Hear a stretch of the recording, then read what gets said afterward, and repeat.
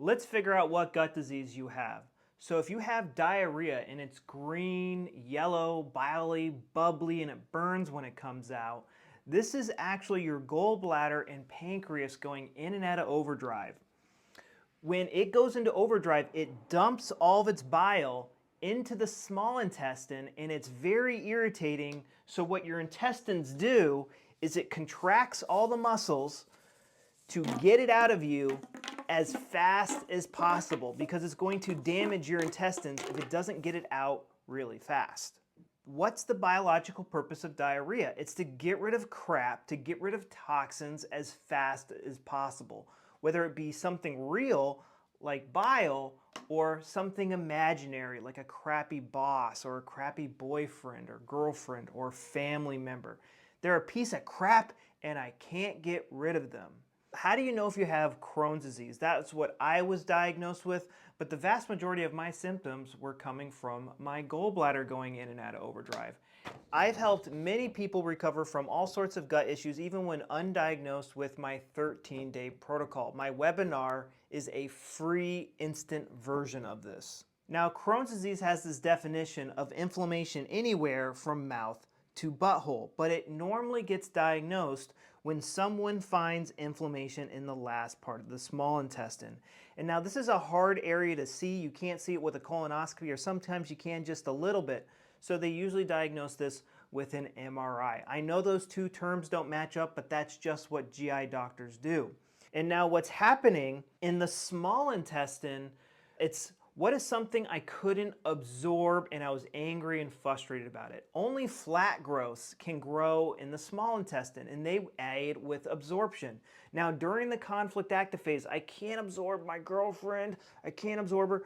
There are bacteria and fungi growing with the cell growth. It depends on the intensity and the length of the conflict, how much bacteria and fungi are going to grow, and how big these growths are going to get. These bacteria and fungi aren't active at the time. When this gets resolved, the body will get rid of these extra gut cells with the help of bacteria and fungi. That is why somebody with SIBO can have high bacteria levels and not have symptoms, and another person will have high bacteria levels and they'll have lots of symptoms. Things like SIBO, Candida, E. coli, C. diff, this is just somebody that resolved their conflict and the body is getting rid of these extra gut cells. Now this process just keeps going on and on and on, on and on and on, when the conflict is constantly on, off, and there's a lot of PTSD triggers putting the gut in and out of overdrive, in and out of overdrive. On the large intestine, there can be flat growths or cauliflower growths. And these cauliflower growths have been tested and they produce extra digestive juices. So for the colon, when somebody has a lot of polyps, it's what is crap I couldn't break down and get rid of. When somebody has a lot of flat growths, it's going to be what was something important to my survival I could not absorb.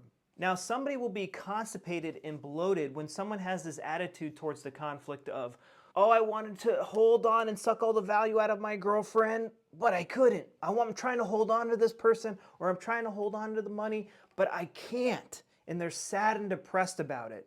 Versus diarrhea, it's this crap we want to get rid of, and they're usually angry and frustrated. Notice how it's like this common theme with the autonomic nervous system.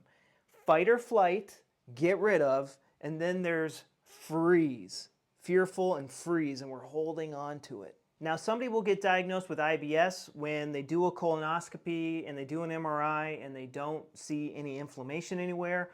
Colitis gets diagnosed when they do a colonoscopy and they look around and they're looking for inflammation.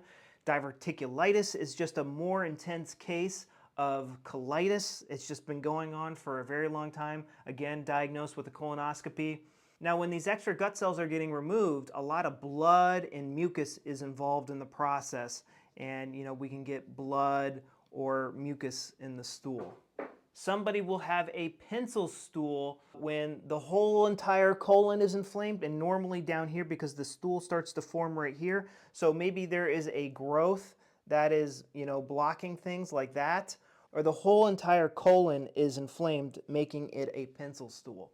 When these extra gut cells are getting removed, somebody could just have normal diarrhea as well. Or when there's a lot of gut cells being removed, especially when it's close to the end of the colon, there could be a lot of blood.